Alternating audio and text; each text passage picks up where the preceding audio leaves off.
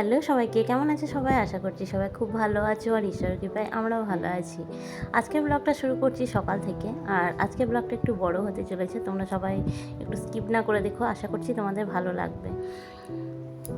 তো আজ যেহেতু বাড়িতে লক্ষ্মী পুজো, আর আমাদের এটা হচ্ছে চৈত্র মাসের যে হোম লক্ষ্মী, তো সেই হোম লক্ষ্মী পুজো হচ্ছে আজকে। তো পুজোর ব্যাপার আছে বলেই সকাল থেকে রাত অবধি ব্লগটা পুরোটাই টেনেছি, আর সেই জন্য একটু বড় হয়ে গেছে। তো প্রথমেই আমি সোফাটা ঠিক করে নিলাম, তারপর এই সেন্টার টেবিলটাও একটু ঠিক করলাম। আর আজকে সকাল সকাল উঠে পড়েছি, 6টার সময় উঠেছি। আর দেখবে বাড়িতে কোনো পুজো বা অনুষ্ঠান কোনো কিছু থাকলে সেদিন সকালে কিন্তু আর ঘুম আসে না, মনে হয় কখন উঠবো, তাড়াতাড়ি করে উঠে সব কিছু পারবো তো সামলাতে, এটাই মনে হয়। আর সেই কারণেই, সেই চিন্তার জোরে ভেবেই, চিন্তা ভাবনা করেই আমি কিন্তু তাড়াতাড়ি উঠে পড়েছি আজকে। আর উঠেই মাথার মধ্যে চিন্তা ছিল যে কিভাবে কাজগুলো গুছাবো। তো সবগুলোই একটার পর একটা ঠিকই করে নেওয়া হয়, কিন্তু চিন্তাটা থাকে যে হবে তো, হয়ে উঠবে তো সময়ের মধ্যে। তো সবটাই হয়ে গেছে। আর আমি যেহেতু 7টার মধ্যে একদম ঘরবাড়ি পরিষ্কার করে চানটা সেরে নিয়েছি নিজের। আর তারপরই ঠাকুরের বাসনগুলো ধুয়ে জল ঝরাতে দিয়ে দিলাম। এদিকে ফল টলগুলোও বেশ ভালো করে ধুয়ে নিচ্ছি। আর ঠাকুরঘরটাও কাল থেকে পরিষ্কার ছিলই, কিন্তু বাসি হয়ে যায় যেহেতু, তো আজকে সকালে উঠেও আরেকবার পরিষ্কার করে নিয়েছি ঠাকুরঘরটা। আর এই তরমুজটা দেখো, কত বড় একটা তরমুজ এনেছে। আর এই তরমুজগুলোর ভিতর কিন্তু খুব লাল হয়, ডিপ সবুজ কালারের যে তরমুজটা, এর ভিতর কিন্তু লাল হয়। আগের দিনও নিয়ে এসেছিলো, তোমাদেরকে দেখেছি, পুরো লাল কালারটা। এই যে ঠাকুরঘর পরিষ্কার করে নিয়েছি।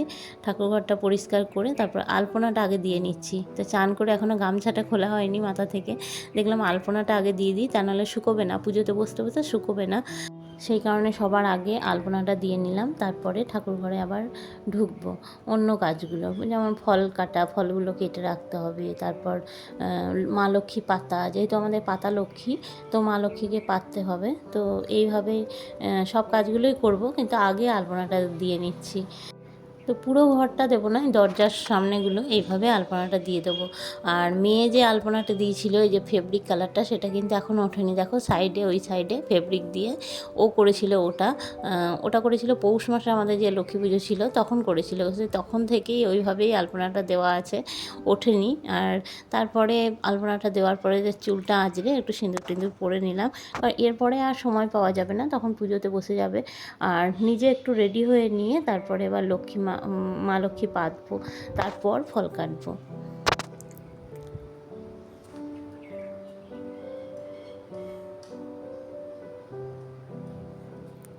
তো একটু নিজে রেডি হয়ে নিয়ে চলে এলাম মা লক্ষ্মী পাততে। তো আমাদের যেহেতু পাতা লক্ষ্মী, বছরে 3বার হয়। এই লক্ষ্মীটার নিয়ম হচ্ছে, আমাদের ভাদ্র মাসে একবার হয়, আর পৌষ মাসে একবার হয়, আর এখন চৈত্র মাসে একবার হয়। তো আমাদের এই ধান আর এই যে মা লক্ষ্মীর জিনিসগুলো, এগুলো সব এক জায়গায় করে রাখতে হয়। আর এই যে ধানটা দেখছো, এটা কিন্তু পৌষ মাসে পাল্টে দিতে হয়। তো অনেক নিয়ম আছে। আর আমি মা লক্ষ্মীকে সাজিয়ে নিয়ে চলে গেলাম ঠাকুর ঘরে। আর ঠাকুরঘরে যেখানে পুজো হবে সেখানে মা লক্ষ্মীকে রেখে দিলাম। এখন ফল কাটতে বসে গেলাম, সব ফলগুলো নিয়ে বসেছি, তাড়াতাড়ি কেটে নিচ্ছি। আর ওকে পাঠিয়েছি হচ্ছে দুধ আনতে, কারণ আমাদের যে দুধ দেয় তাকে বলতে ভুলে গেছি কালকে যে তাড়াতাড়ি দুধ দিতে হবে। তো সে আসতে তো প্রায় 10টা বাজিয়ে দেবে দুধ দিতে। তো সেই জন্য অন্য আর একজনের কাছে, ওর বাড়িটা ও চেনে, তো ও গেছে হচ্ছে দুধ আনতে। দুধ আর মিষ্টি এগুলো নিয়ে ও ঢুকবে। আর ও যেহেতু পুজো করবে, তো আমি দেখলাম ও আস্তে আস্তে আমি এগুলো সব রেডি করে রাখি, কারণ ওর চান হয়ে গেছে, চান টান করে গেছে, এবার এসে তাহলে তাড়াতাড়ি পুজোতে বসতে পারবে। তো সেই জন্য ও আস্তে আস্তে আমি ফলগুলোও কেটে রেডি করে নিচ্ছি। আর তোমাদেরকে বলেছিলাম না তরমুজটা লাল হবে, সত্যিই লাল, এত সুন্দর হয়েছে তরমুজটা। আগের দিনও এরকমই দেখেছিলাম আমি, সেই জন্যই বলেছিলাম। আর ও চলে এসছে মিষ্টি নিয়ে, সব নিয়ে চলে এসছে, দুধ নিয়ে। আর আমি এখানে সব সাজিয়ে দিলাম। আর এদিকে ভোগটাও বসিয়ে দিয়েছি। তো ভোগটাও প্রায় শেষের দিকে। আর শেষে আমি পুরো চিনি দিয়েই করেছি পায়েসটা, কিন্তু শেষে এরকম 4টে বাতাসা, গুড়ের বাতাসা দিয়ে দিয়েছি, এটাতে টেস্ট ভালো হয়। তো বাতাসাগুলো ভালোভাবে আমি এর মধ্যে মিক্স করে নিচ্ছি, যাতে গলে যায় এর মধ্যে, আর একটা লাল লাল ভাব আসে, বেশ ভালো লাগে দেখতে। চিনির পায়েস করলে একদম সাদা হয়ে থাকে, কিন্তু যদি বাতাসাটা দেওয়া হয় তাতে কালারটাও বেশ ভালো লাগে, একদম লালও হয়ে যায় না, সাদাও হয়ে থাকে না, আর তার সঙ্গে টেস্টিও হয়। তো পায়েসটা হয়ে গেল, আমি এখন বাটি বাটি করে তুলে নিচ্ছি, 3টে বাটিতে তুলে নেব। আর এই পায়েসটা আমি অল্প পরিমাণই করি, কারণ লক্ষ্মী পুজোর প্রসাদ বলে কাউকে মানে কারো বাড়িতে দিতে যাওয়া হয় না, কাউকে তো দেওয়া হবে না, বাড়িতেই থাকবে প্রসাদ। তো সেই জন্য আমি অল্প করেই করি, কারণ কি কারো বাড়িতে বাড়িতে যদি দিয়ে আসা হতো তাহলে অনেক পরিমাণে করতে হতো, কারণ সবার বাড়িতে তাহলে দিয়ে আসতাম, কিন্তু লক্ষ্মী পুজোর প্রসাদ কারো বাড়িতে দিতে নেই, সেই জন্য অল্প পরিমাণের করেছি। আর ওপর থেকে কিশমিশ দিয়ে সাজিয়ে দিলাম। আর দেখো আজকে পুজোর দিনে কিন্তু 2টো জবা ফুটেছে এই দিকটায়। আর ও পুজোতে বসে গেছে, তখন আমার মনে পড়েছে যে জবা দুটো ওইদিকে ফুটে আছে, ফুল দুটো, তো ফুল দুটো নিয়ে গিয়ে ওকে দিয়ে দিই, পুজোতে দিয়ে দেবে, গাছের ফুল বাড়ির পুজোতে লাগবে, তো বেশ ভালোই। তো প্রায় দিনই ফোটে, আজকে 2টো লাল ফুল ফুটেছে, আর গোলাপিটা একটাও ফোটেনি, ওটা একটা যদি ফুটতো তাহলে ভালো লাগতো, কিন্তু ওটা আজকে আর ফোটেনি, 2টো লাল ফুলই ফুটেছে। আর ও পুজোয় বসে গেছে, ওকে এখন ফুল দুটো দিয়ে দিলাম, ও ঠাকুরের পায়ে দিয়ে দেবে। ওম সোমরাজনাং সোমরাজনাং বরুণময়ে ভারময়ে আদিত্যাং ব্রহ্ম। আর দেখো আলপনাগুলো শুকিয়ে যাওয়ার পরে এত সুন্দর লাগছে। এটা আমি খড়ি দিয়ে দিয়েছি আলপনাটা, তো ভিজে ছিল তখন এতটা বোঝা যাচ্ছিল না, কিন্তু শুকিয়ে যাওয়ার পরে এটা একদম সাদা দুধের মতো রঙ এসছে, আর খুব সুন্দর লাগছে দেখতে, ফুটেছে তারপর। আর আলপনা দেওয়ার পরে একটু টাইম লাগে শুকোতে, তো শুকিয়ে যাওয়ার পরে কিন্তু বেশ সুন্দর লাগে দেখতে। ওম শ্রী বিষ্ণু বিষ্ণু নমস্তাদ চৈত্র মাসে শুক্লপক্ষে চতুর্দশং তিথি ভরদ্বাজ গোত্র জয়দেব সর্বদা লক্ষ্মী পূজা কর্মাণি করিষ্যামি ইয়াগচ্ছ যোদিষ্ঠে সংস্থিং শ্যাবং। ওম শ্রী বিষ্ণু বিষ্ণু নমস্তাদ চৈত্র মাসে শুক্লপক্ষে চতুর্দশং তিথি ভরদ্বাজ গোত্র ছিল ভিক্ষা করি সংসারকে পালিতে লাগিল, সত্য ছাড়া মিথ্যা বহু না পাকে কাহাই, এই রূপে দুঃখ কষ্টে সংসার চালায়। একদিন মহারাজ ডাকিয়া তাহায় কিছু জমি দান করে ব্রাহ্মণ সেবায়, পেয়ে জানি সত্যব্রত হয়ে আনন্দিত।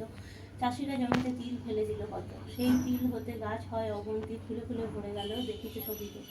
দৈবযোগে একদিন লক্ষ্মীনারায়ণ ভূমিতে ভূমিতে এলো তিল ফুল বন, পুষ্পরাধ হতে উকি মারি যায়, সত্যব্রত খেতে ফুল দেখিবারে পায়। তো পুজো কমপ্লিট হয়ে গেল, আমারও ব্রত কথা পড়ে নিলাম, মা লক্ষ্মীর যে ব্রত কথা সেটাও পড়া হয়ে গেল। এখন এখান থেকে প্রসাদগুলো আমি সরিয়ে নেব, উপরে যে প্রসাদগুলো আছে সেগুলো সব নামিয়ে নেব।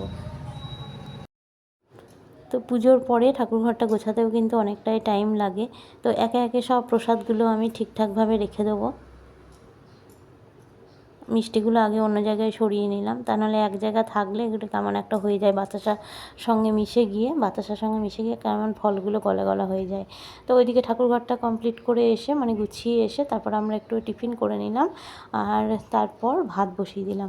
আর টিফিন করার পর একটু চা করে নিয়েছিলাম, আর চা করার পরে ভাতটা বসালাম, ভাতের জন্য জলটা বসালাম, আর চালটা এখানে ভিজিয়ে রেখেছি। আর আজকে যেহেতু নিরামিষ রান্না, তো অনেক ভেবেচিন্তে দেখলাম কি রান্না করব। এমনি যদি পটল দিয়ে সবজি করি তাহলে মেয়েটা খাবে না, তো সেই জন্য সয়াবিন দিয়েছিলাম, সয়াবিন পটল দিয়ে একটা সবজি করেছিলাম, আর ডাল আর চাটনি। তো পটলগুলো আমি আজকে অন্যরকম করে কেটেছি, আজকে যেহেতু ছুরিতে খোসাটা ছাড়িয়েছি বলে এরকম হয়েছে, আজকাল বটিতে ছাড়াইনি, ছুরিতে ছাড়িয়ে এরকমভাবে পটলটা বেশ দেখতে ভালো লাগছিল এরকম কেটে। তো প্রথমে পটলটা ভেজে তুলে রেখেছিলাম, তারপর আলু আর সয়াবিন কষিয়ে মানে ভেজে নিয়ে তার মধ্যে মশলা দিয়ে ওটা করেছিলাম। আর এখন সন্ধে হয়ে গেছে, আর সন্ধেবেলায় সন্ধে দেওয়ার পরে রান্নাবান্নার ব্যাপার আছে, আজকে যেহেতু নিরামিষ তো একটু লুচি করব, আর তার সঙ্গে একটু কাবলি ছোলা আর পনিরের সবজি করব। আর এদিকে মৌরিগুলো দেখো, মৌরিগুলো ভিজিয়ে দিচ্ছে, এটা মিছরি দিয়ে মৌরি দিয়ে ভেজাবো। আর এখানে 1 লিটার মতো জল নিয়েছি, তার মধ্যে 2 চামচ মতো মৌরি দিয়েছি আর মিছরি দিয়ে দেবো। তারপর এই জলটা সারা রাত ভিজতে দেবো, ফ্রিজে রাখলেও হবে, বাইরে ফ্রিজেই রেখে দেবো আমি। আর যদি রাত্রে ভুলে যাই বলে সন্ধ্যেবেলা হাতের কাজটা ছেড়ে রাখলাম, মৌরির জলটাতে মিছরি দিয়ে দিলাম। আর এটা কালকে 3জনেই আমরা খেয়ে নেবো, এটাতে শরীর ঠান্ডা থাকে, পেট ঠান্ডা থাকে, আর কষা হয় না। তো এই গরমে এটা সবারই খাওয়া দরকার, খুবই দরকার সবার খাওয়া, তো সেই জন্য ওটা আমি ফ্রিজে রেখে দিলাম। আর এখানে দেখো কাবলি ছোলাটা আগেই সেদ্ধ করে নিয়েছিলাম, আজকে কাবলি ছোলাতে আলু দিইনি, আর তার মধ্যে এই পনিরগুলো দিয়ে দিলাম। পনিরগুলো ভাজিনি, এইভাবেই দিয়ে দিলাম।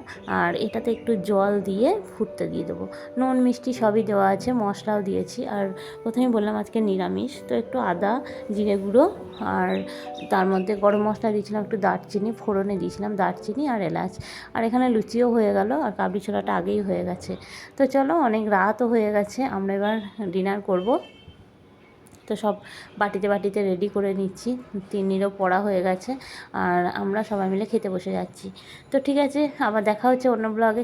আজকের ব্লগটা যদি ভালো লেগে থাকে অবশ্যই লাইক করে কমেন্ট করো। আর যারা নতুন দেখছো অবশ্যই চ্যানেলটাকে সাবস্ক্রাইব করে পাশে থাকা বেল আইকনটি প্রেস করে আমার পাশে থেকো। দেখা হচ্ছে অন্য ব্লগে, ততক্ষণের জন্য সবাই ভালো থেকো, সুস্থ থেকো। এখানেই রাখি, গুড নাইট।